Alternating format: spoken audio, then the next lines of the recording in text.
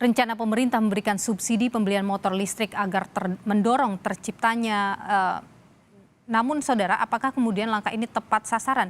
Kita akan membahasnya bersama dengan Joko Setiowarno, Ketua Bidang Advokasi dan Kemasyarakatan Masyarakat Transportasi Indonesia, dan juga ada anggota Komisi 7 DPR RI, Sartono Hutomo. Dan sebelumnya saudara, kami juga sudah mencoba untuk menghubungi dari pihak pemerintah untuk hadir dalam dialog kita malam ini, namun belum ada jawaban. Selamat malam Pak, Bapak-Bapak. Selamat malam. Selamat malam. Assalamualaikum. Waalaikumsalam warahmatullahi wabarakatuh. Saya ingin ke Pak Joko dulu. Pak Joko, Anda adalah yang tidak setuju dengan subsidi ini. Lebih baik dialihkan kepada transportasi umum. Kenapa Anda berpikir begitu? Ya, sekarang tuh Indonesia kan sedang krisis angkutan umum sekarang. Banyak kota sudah tidak memiliki angkutan umum lagi karena sudah banyak yang beralih menggunakan sepeda motor. Nah, kalau nanti sepeda motornya ditambah lagi, ya tambah krisis lagi. Artinya bagaimana caranya dengan 5 triliun itu untuk menuntaskan setidaknya untuk membenahi public transport di Indonesia. Kita jangan hanya lihat kota Jakarta ya, karena jauh-jauh Bodetabek aja banyak angkutan umumnya sangat buruk sekali. Dan sudah banyak yang sudah tidak ada angkutan umum. Apalagi kalau kita lihat banyak kota yang lainnya. Oke, kalau selama ini ada juga subsidi untuk transportasi umum, Anda menilai itu belum cukup?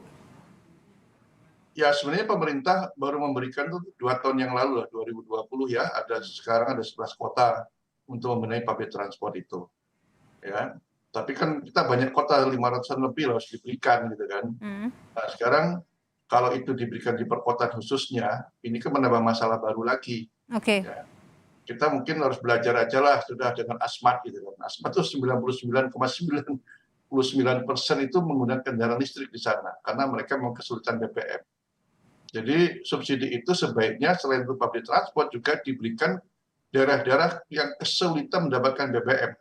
Daripada bawa BBM mahal-mahal dengan pesawat udara dan sebagainya, ya bawa aja secukupnya untuk kebutuhan kalau di sana ada kendaraan listrik. Apalagi daerah-daerah kepulauan itu ya.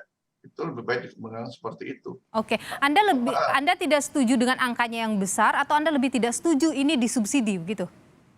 Kalau angkanya besar sangat setuju sekali. Itu hampir setara subsidi di Kementerian Perhubungan. Perhubungan nggak salah hampir 6 triliun ya. Itu 5 triliun itu kalau disubsidi buat public transport, wah luar biasa itu. Khususnya darat. Ya karena angkutan umum di darat ini tidak masuk PSN masalahnya, jadi nggak ada yang melirik. Padahal ini maksud saya begini Pak Joko, Anda tidak setuju angka yang besar ini untuk subsidi listriknya, atau mungkin kalau angkanya diturunkan nggak apa-apa? Subsidi listrik oke, nggak jadi masalah, tetapi subsidi untuk kendaraan listrik, bis listrik untuk kendaraan umum begitu. Dialihkan ke sana ya, jangan motor listrik begitu ya? Ya motor listrik silakan aja itu diberikan daerah-daerah kepulauan, daerah yang sulit-sulit lah gitu ya. Oke, baik. Nggak apa-apa. Baik, saya ingin ke Pak Sartono dulu karena ini juga harus minta restu dulu nanti ke DPR terkait dengan subsidi 7 juta rupiah untuk motor listrik ini. Kalau dari DPR bagaimana melihat ini Pak Sartono? Baik, terima kasih Mbak. Saya coba merespon begitu ya statement atau pernyataan dari Menteri Maritim dan Invest tentang subsidi 7 juta setiap kendaraan baru itu. Kita harus ketahui sepeda motor ya di Indonesia ini kan ya merupakan kebutuhan masyarakat utama lah ya. Kalau kita berdasarkan data kan hampir 123 juta unit di akhir tahun 2022 ini. Nah, dengan jumlah sekian begitu besarnya, ya seberapa banyak ini ya yang menjadi target pemerintah di tengah kondisi APBN kita yang tidak baik lah begitu. Ini kan harus diperhitungkan secara matang lah begitu. Berapa triliun itu misalnya akan terserap itu APBN untuk subsidi daripada kendaraan listrik, sepeda motor listrik. Saya bersepakat juga dengan Bapak Joko, harusnya ya mencari suatu daerah lah, percontohan lah begitu untuk menyiapkan itu. Jadi tidak langsung secara masif, secara nasional. Satu sisi kan belum siap kita infrastrukturnya, ya kan? Juga itu di dalam untuk pengisian ya bahan daripada kendaraan listrik ini. Kalau boleh ada waktu sebentar begitu, saya bertanya ya kepada salah satu seorang pengemudi ojek lah online begitu yang menggunakan motor listrik.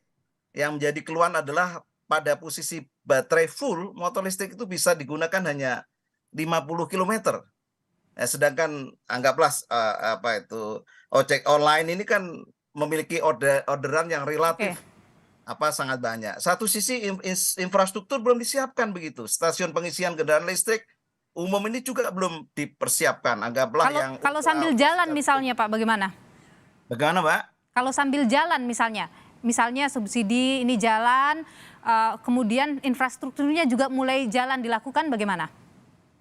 Ya kalau misalnya ini tiba-tiba ya serentak begitu, padahal infrastruktur belum siap.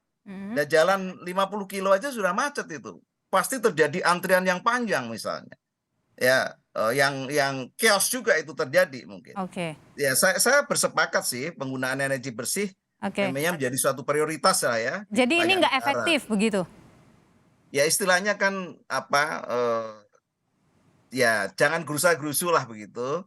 Harus diperhitungkan secara matang, itu bertahap.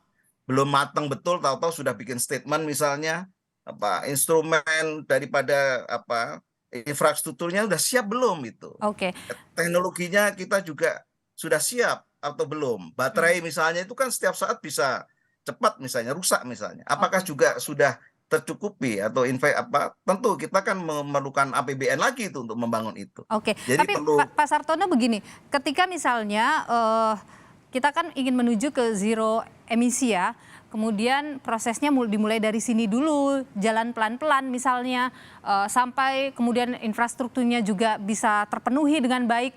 Apakah tidak lebih baik ketika memulai saja misalnya dari sini, dari sekarang begitu?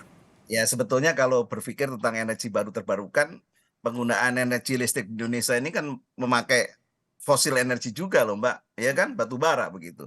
Tapi sebagai transisi, oke lah begitu, tapi juga dipersiapkan dengan matang lah begitu, dan juga anggaran ini APBN ini dalam situasi APBN kita terbatas, hutang kita yang sudah 7.700 triliun misalnya.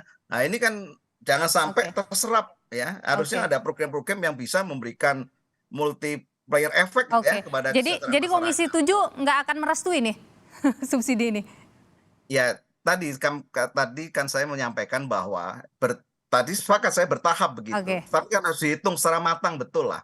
Berapa sih target yang akan diberikan subsidi? Tadi saya sampaikan total hampir 123 juta unit kendaraan bermotor. 10%-nya aja sudah mungkin berapa misalnya? Berapa triliun? Saya ke Pak Joko singkat saja Pak Joko, kalau Anda sendiri kalau ini dilakukan bertahap nantinya misalnya setujukah atau tidak? Begini, bukan bertahapnya begini Bu, jangan diberikan di perkotaan. Apalagi di Pulau Jawa itu tambah macet nantinya.